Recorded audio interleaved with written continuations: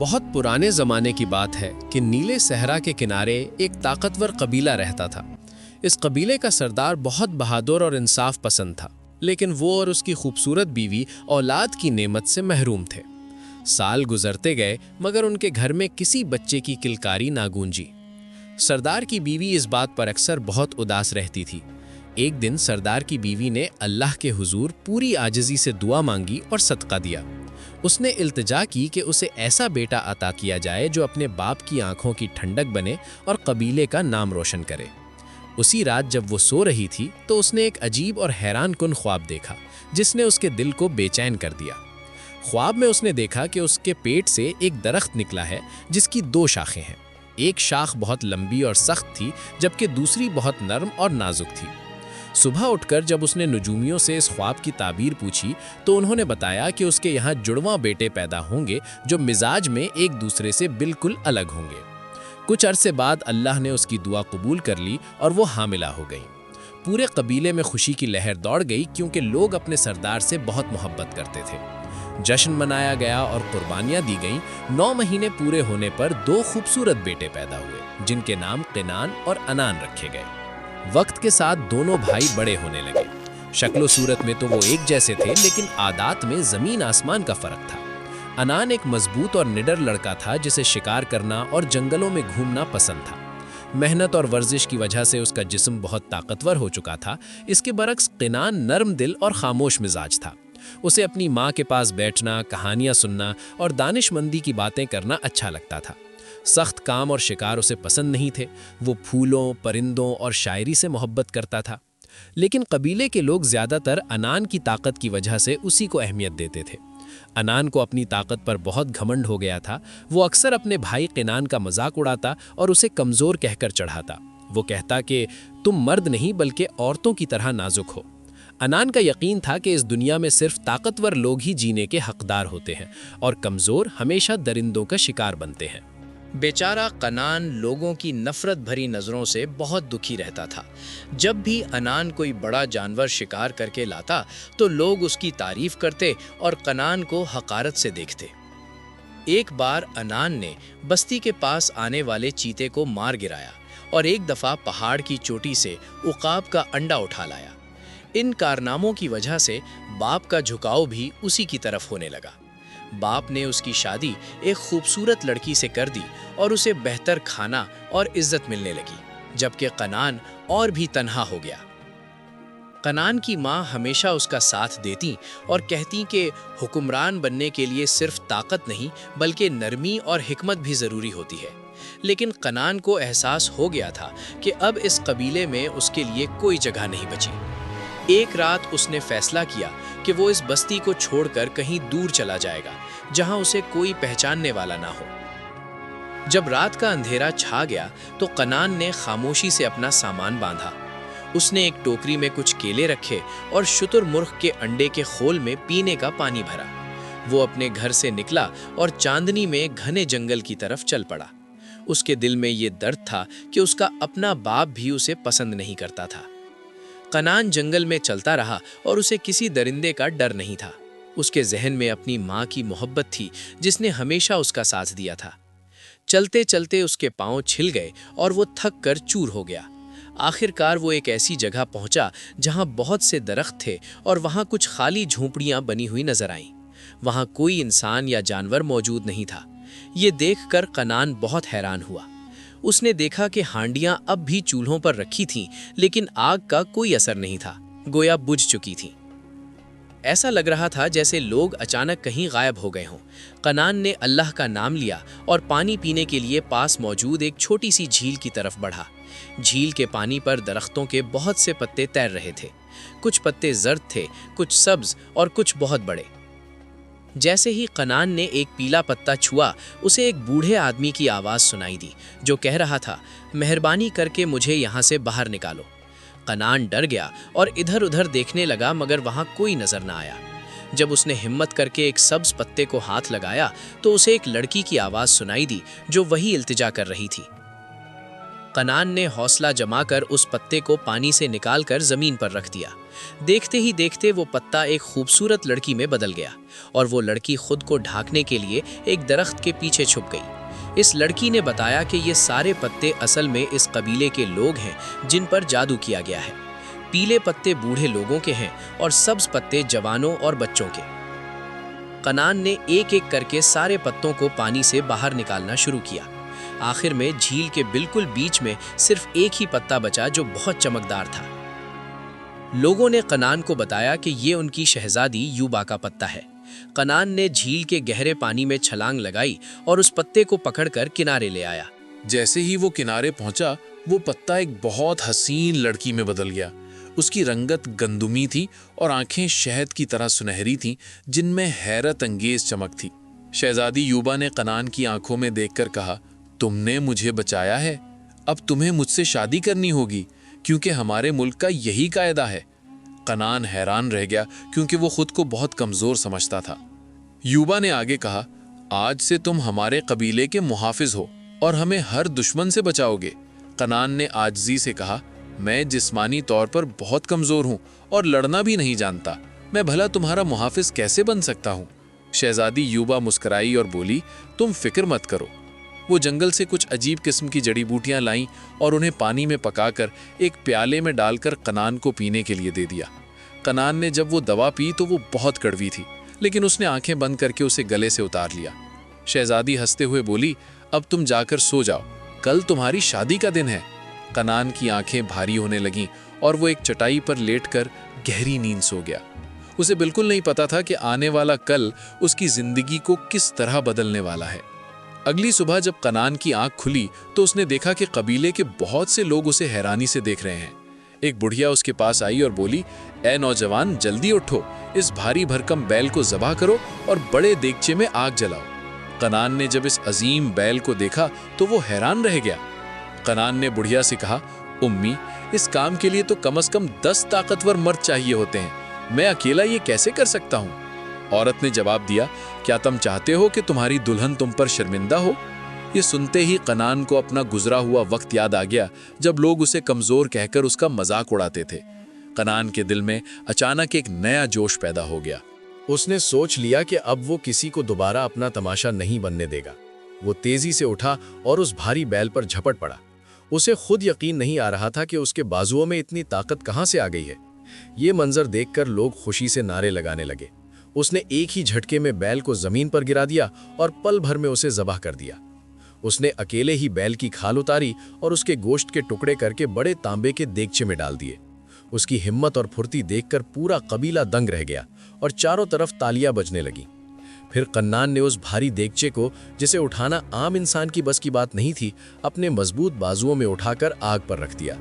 اسے محسوس ہوا کہ اس کے کپڑوں کے نیچے سے مضبوط عضلات ابھر رہے ہیں اور اس کی پوری شخصیت بدل چکی ہے۔ وہ اب ایک طاقتور اور خوبصورت نوجوان بن چکا تھا۔ بڑھیا مسکرائی اور بولی، اب تم جاؤ، غسل کرو اور نئے کپڑے پہنو، کیونکہ آج رات تمہاری شادی اس قبیلے کی شہزادی یوبا سے ہے۔ شام کے وقت جب کنان تیار ہو کر شہزادی کے محل نما جھوپڑی میں پہنچا تو وہاں کا نظارہ بہت شاندار تھا۔ ہر طرف محافظ نیام اور خنجر لیے کھڑے تھے۔ جب کنان کی نظر شہزادی یوبا پر پڑی تو وہ اس کے حسن میں کھو گیا۔ وہ بہت خوبصورت لباس اور زیورات پہنے ہوئی تھی۔ کنان کو یقین نہیں آ رہا تھا کہ وہی لڑکا جو کچھ دن پہلے جنگل میں بھٹک رہا تھا اور جسے اس کے باپ نے ٹھکرا دیا تھا، آج ایک شہزادے کی طرح کھڑا ہے۔ شادی کی رسم شروع ہوئی اور طرح طرح کے لذیذ کھانے پیش کیے گئے۔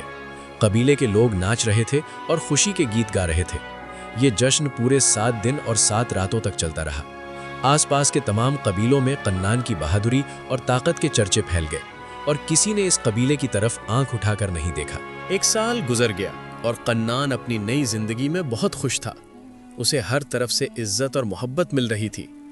ایک دن شہزادی یوبا نے اسے نصیحت کی، کنان، کبھی کسی کو اس جادوئی بوٹی کا راز مت بتانا، ورنہ اس کا اثر ختم ہو جائے گا، اور کبھی اس بستی سے دور مت جانا۔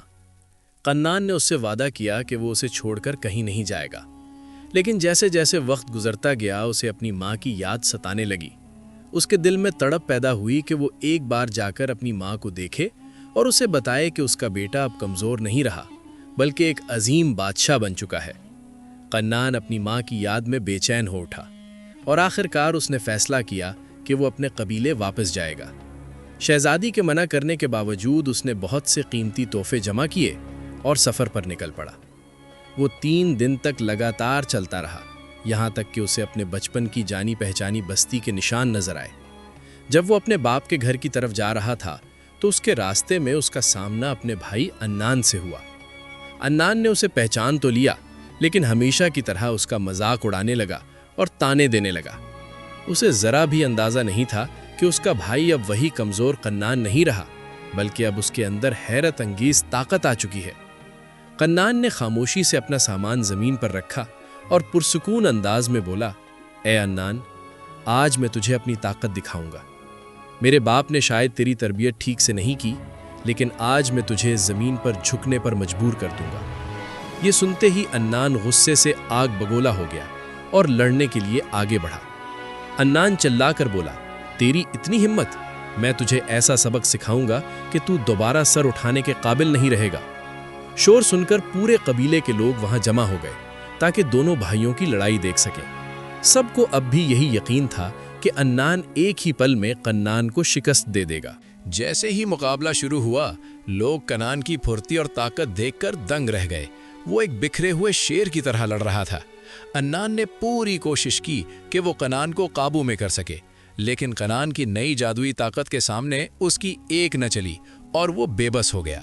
کچھ ہی لمحوں میں قنان نے عنان کو زمین پر دے مارا اور اپنا پاؤں اس کے سینے پر رکھ کر پوچھا، اب بتا ہم دونوں میں سے زیادہ طاقتور کون ہے؟ پھر اس نے مجمع کی طرف دیکھ کر بلند آواز میں کہا، اگر کسی اور میں ہمت ہے تو سامنے آئے اور مجھ سے مقابلہ کرے۔ قنان کی ہیبت دیکھ کر پورا قبیلہ پیچھے ہٹ گیا اور کسی میں بولنے کی بھی ہمت نہ رہی۔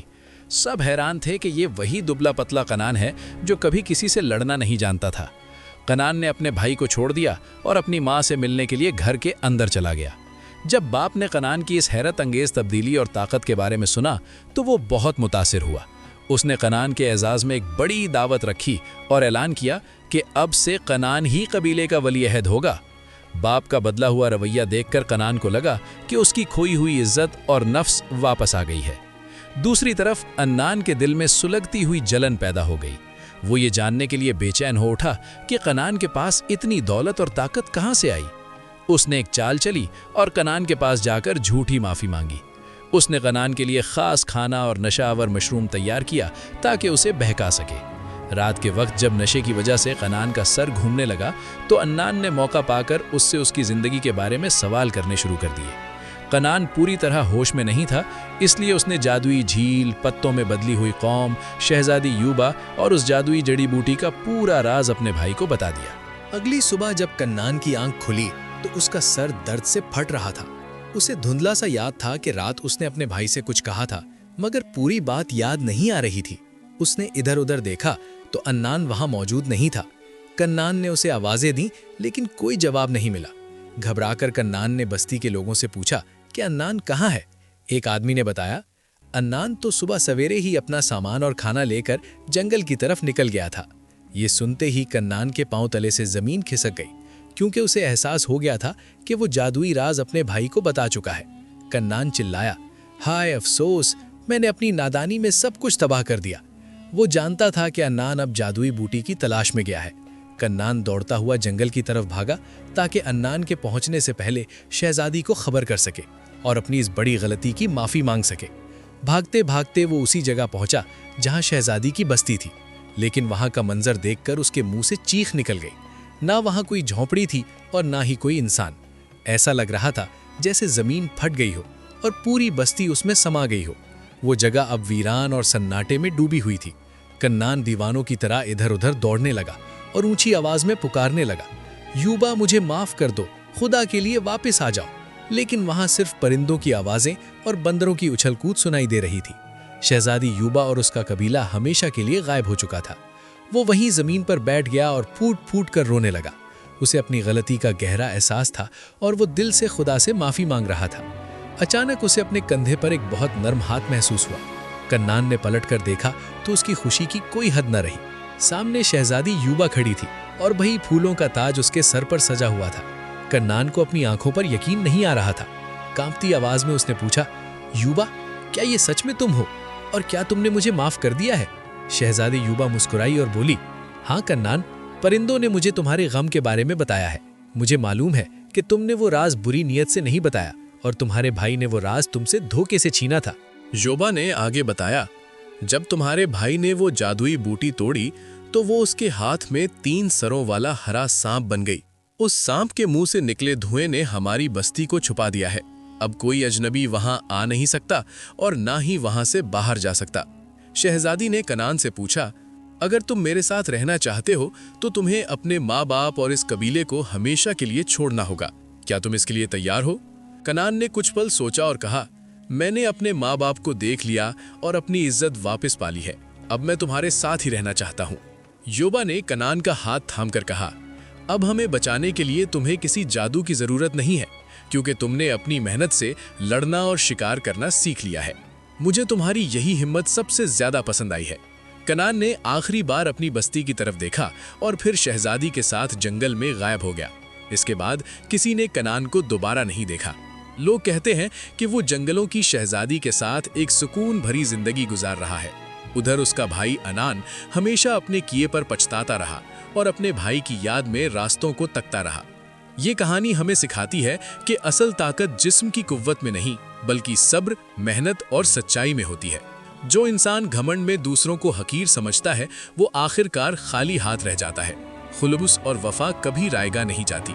अल्लाह सब्र करने वालों के साथ होता है। दोस्तों, उम्मीद करता हूँ आपको आज की ये वीडियो बहुत पसंद आई होगी। पसंद आने की सूरत में इस वीडियो को लाइक करके अपने दोस्तों के साथ जरूर शेयर कीजिएगा और हमारे चैनल को भी सब्सक्राइब कीजिएगा।